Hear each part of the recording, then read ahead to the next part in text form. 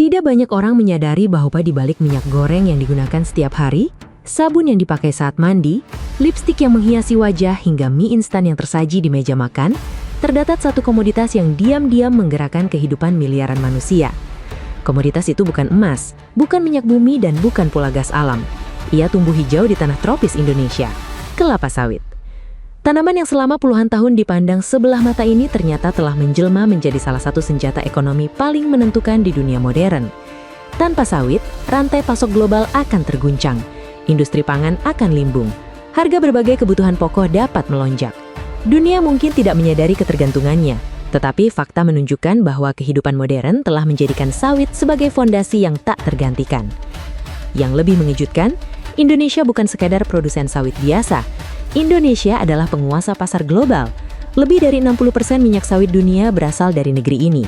Artinya, dari setiap 10 tetes sawit yang digunakan di berbagai belahan dunia, 6 tetes diantaranya berasal dari kebun-kebun Indonesia. Angka ini bukan sekadar statistik ekonomi, ini adalah simbol kekuatan.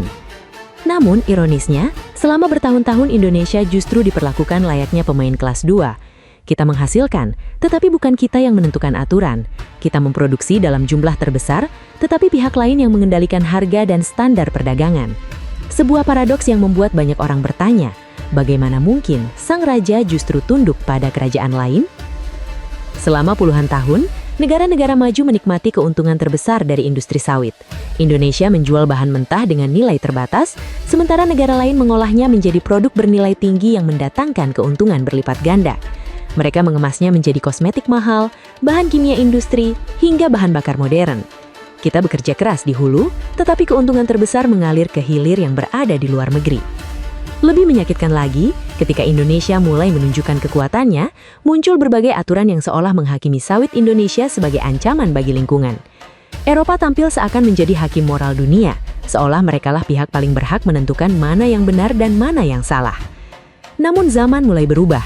Indonesia tidak lagi sekedar pemasok bahan baku murah bagi dunia.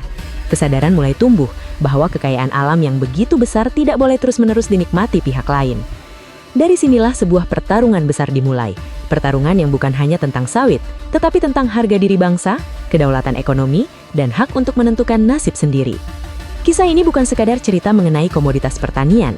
Ini adalah kisah tentang bagaimana Indonesia mulai menyadari kekuatannya sendiri.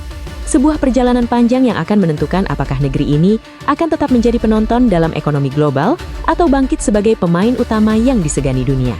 Tidak ada yang menyangka bahwa kejayaan sawit Indonesia berawal dari sesuatu yang sangat sederhana.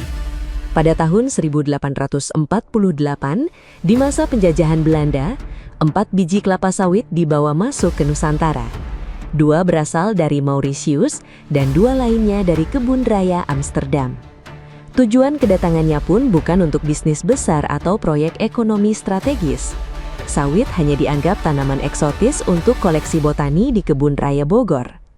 Tidak ada seorang pun yang membayangkan bahwa 4 biji kecil itu kelak akan mengubah peta perdagangan dunia. Tidak ada yang menduga bahwa tanaman pendatang dari Afrika Barat tersebut akan menemukan rumah terbaiknya di Indonesia dan menjelma menjadi sumber kekuatan ekonomi bangsa. Dari kebun raya Bogor, bibit sawit menyebar ke berbagai daerah. Tanah Sumatera Utara menjadi salah satu wilayah yang menunjukkan keajaiban luar biasa. Sawit tumbuh lebih subur dibandingkan di tanah asalnya sendiri. Produktivitasnya melampaui perkebunan Afrika. Dari sinilah lahir bibit legendaris Deli Dura yang dikenal memiliki kualitas tinggi. Tahun 1911 menjadi tonggak penting ketika perkebunan sawit komersial pertama dibuka di Pulau Raja, Asahan, dan Sungai Liput, Aceh. Sejak saat itu, perkembangan sawit Indonesia melaju tanpa bisa dibendung. Hamparan kebun sawit terus meluas hingga mencapai jutaan hektar, menjadi tulang punggung ekonomi bagi berbagai daerah di Nusantara. Ledakan produksi sawit dunia membawa Indonesia ke posisi puncak.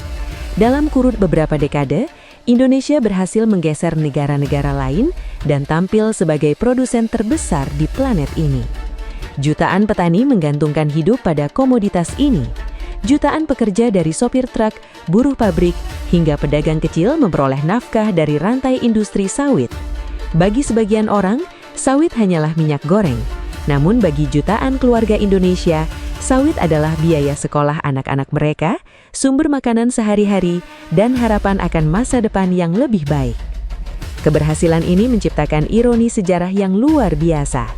Tanaman yang dibawa penjajah sekadar sebagai koleksi berubah menjadi salah satu aset paling strategis bangsa Indonesia. Sawit bukan lagi tanaman asing. Ia telah menjadi bagian dari identitas ekonomi nasional. Namun, kejayaan itu juga membawa tantangan baru. Semakin besar pengaruh Indonesia, semakin besar pula perhatian dunia terhadap setiap langkah yang diambil negeri ini. Dan ketika Indonesia mulai menunjukkan taringnya, ada pihak-pihak yang merasa terganggu oleh dominasi tersebut. Ketika dunia semakin bergantung pada sawit Indonesia, tidak semua pihak menyambut kenyataan itu dengan senang hati. Uni Eropa mulai mengeluarkan berbagai regulasi yang diklaim bertujuan melindungi lingkungan. Salah satu yang paling kontroversial adalah EUDR, aturan yang membatasi masuknya produk yang dianggap terkait dengan deforestasi. Di atas kertas, aturan ini tampak mulia. Siapa yang berani menolak perlindungan hutan? Namun bagi Indonesia, banyak pertanyaan muncul. Mengapa sawit menjadi sasaran utama? Mengapa data yang digunakan dianggap tidak mencerminkan kondisi terkini? Dan mengapa upaya Indonesia memperbaiki tata kelola lingkungan seolah tidak pernah mendapatkan pengakuan yang layak? Banyak pihak melihat adanya aroma proteksionisme di balik narasi lingkungan tersebut. Eropa memiliki industri minyak nabati sendiri seperti bunga matahari dan rapeseed. Namun, produk-produk tersebut kalah efisien dibandingkan sawit Indonesia. Produksi sawit jauh lebih tinggi dengan lahan yang lebih sedikit. Harga yang kompetitif membuat sawit menjadi pilihan utama pasar global. Dalam situasi seperti itu, muncul dugaan bahwa regulasi lingkungan dijadikan alat untuk melindungi produsen domestik Eropa dari persaingan yang sulit dimenangkan secara terbuka. Persaingan dagang kemudian berubah menjadi pertarungan citra dan legitimasi moral. Indonesia tidak tinggal diam. Pemerintah memilih jalur hukum internasional dan menggugat kebijakan diskriminatif Uni Eropa ke WTO. Langkah ini membutuhkan keberanian besar karena yang dihadapi bukan negara kecil, melainkan blok ekonomi raksasa. Bertahun-tahun proses hukum berlangsung, tekanan datang dari berbagai arah. Namun Indonesia terus maju dengan keyakinan bahwa keadilan perdagangan harus ditegakkan. Akhirnya, keputusan WTO menjadi momen bersejarah. Indonesia dinyatakan benar. Uni Eropa dianggap memberikan perlakuan yang tidak adil terhadap biodiesel berbasis sawit Indonesia. Kemenangan itu lebih dari sekedar kemenangan hukum. Ini adalah simbol bahwa negara berkembang mampu berdiri sejajar dengan kekuatan besar dunia. Indonesia menunjukkan bahwa tekanan tidak harus dibalas dengan kepasrahan. Ketika hak dilanggar, perlawanan harus dilakukan melalui jalur yang bermartabat. Dunia menyaksikan bahwa Indonesia bukan lagi pihak yang hanya menerima aturan.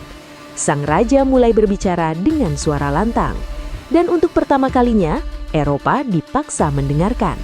Meski menang melawan Eropa, Indonesia menyadari bahwa kemenangan sejati tidak cukup diraih di ruang sidang. Akar persoalan sesungguhnya terletak pada kebiasaan lama menjual bahan mentah. Selama puluhan tahun, crude palm oil diekspor ke luar negeri untuk diolah menjadi produk bernilai tinggi. Nilai tambah terbesar dinikmati negara lain. Paradigma inilah yang mulai diubah melalui strategi hilirisasi. Indonesia tidak ingin lagi sekedar menjadi pemasok bahan baku murah. Negeri ini ingin menjadi produsen produk jadi yang memiliki daya saing tinggi di pasar global. Potensi hilirisasi sawit sangat luar biasa. Dari sektor pangan, sawit dapat diolah menjadi minyak goreng premium, margarin, hingga produk nutrisi bernilai tinggi. Dari sektor oleokimia, sawit menjadi bahan baku sabun, deterjen, kosmetik, bahkan bioplastik ramah lingkungan. Setiap tahapan pengolahan akan meningkatkan nilai ekonomi secara signifikan. Analisis menunjukkan bahwa nilai industri sawit yang semula ratusan triliun rupiah berpotensi melonjak berkali-kali lipat hingga mencapai ribuan triliun rupiah apabila seluruh rantai nilai dikuasai di dalam negeri. Hilirisasi bukan hanya soal angka fantastis. Strategi ini berarti lebih banyak pabrik berdiri di Indonesia, lebih banyak lapangan kerja tercipta untuk masyarakat lokal, lebih banyak inovasi lahir dari tangan anak bangsa. Indonesia tidak lagi bergantung pada kemurahan hati pembeli luar negeri. Ketika produk jadi dihasilkan sendiri, posisi tawar meningkat. Dunia tidak hanya membutuhkan bahan mentah Indonesia, tetapi juga produk jadi berkualitas yang dihasilkan oleh industri nasional. Transformasi ini menjadi titik balik penting dalam sejarah ekonomi Indonesia. Dari negara pengekspor bahan mentah, Indonesia perlahan bergerak menuju negara industri berbasis sumber daya alam. Sawit bukan lagi sekedar komoditas ekspor, ia menjadi instrumen pembangunan nasional. Sebuah alat untuk memperkuat kedaulatan ekonomi, menciptakan kesejahteraan, dan membuktikan bahwa bangsa ini mampu mengelola kekayaannya sendiri dengan lebih cerdas. Salah satu langkah paling revolusioner dalam hilirisasi sawit adalah program biodiesel. Melalui campuran biodiesel berbasis sawit dengan solar, Indonesia berupaya mengurangi ketergantungan terhadap impor energi fosil. Program B40 hingga B50 menjadi simbol keberanian mengambil jalan berbeda. Sawit tidak hanya mengisi dapur rumah tangga, tetapi juga menggerakkan kendaraan dan menopang ketahanan energi nasional. Semakin besar serapan sawit dalam negeri, semakin kecil ketergantungan Indonesia terhadap gejolak pasar internasional. Dampaknya sangat besar. Penghematan devisa mencapai puluhan triliun rupiah. Impor solar dapat ditekan secara signifikan. Bahkan muncul peluang bagi Indonesia untuk menjadi eksportir energi tertentu di masa depan. Yang paling menarik, posisi tawar Indonesia terhadap Eropa ikut berubah. Jika sebelumnya ancaman boikot membuat Indonesia khawatir, kini situasinya berbeda. Sawit dapat diserap pasar domestik melalui program biodiesel. Pesan yang tersirat menjadi sangat jelas. Indonesia tidak lagi mudah ditekan karena memiliki alternatif penggunaan bagi komoditas strategisnya sendiri. Namun kisah besar ini tidak boleh membuat bangsa terlena. Masih ada tantangan serius yang harus dihadapi. Petani kecil yang menyumbang porsi besar produksi nasional harus memperoleh perlindungan dan akses terhadap standar keberlanjutan. Ambisi meningkatkan produksi tidak boleh dibayar dengan kerusakan hutan dan konflik lahan. Produktivitas harus ditingkatkan melalui permajaan kebun, bukan ekspansi tanpa kendali. Selain itu, manfaat ekonomi dari sawit tidak boleh hanya terkonsentrasi pada segelintir kelompok besar. Pada akhirnya, pertanyaan terpenting bukanlah apakah Indonesia memiliki kekuatan. Fakta telah membuktikannya. Indonesia memiliki sumber daya, pasar, dan pengaruh global yang nyata. Pertanyaannya adalah apakah bangsa ini mampu mengelola kekuatan tersebut secara bijak, adil, dan berkelanjutan. Jika berhasil, sawit dapat menjadi jalan menuju kedaulatan ekonomi dan kesejahteraan rakyat. Namun jika gagal, sejarah hanya akan mengulang pola lama. Ketika kekayaan alam melimpah justru dinikmati oleh segelintir pihak.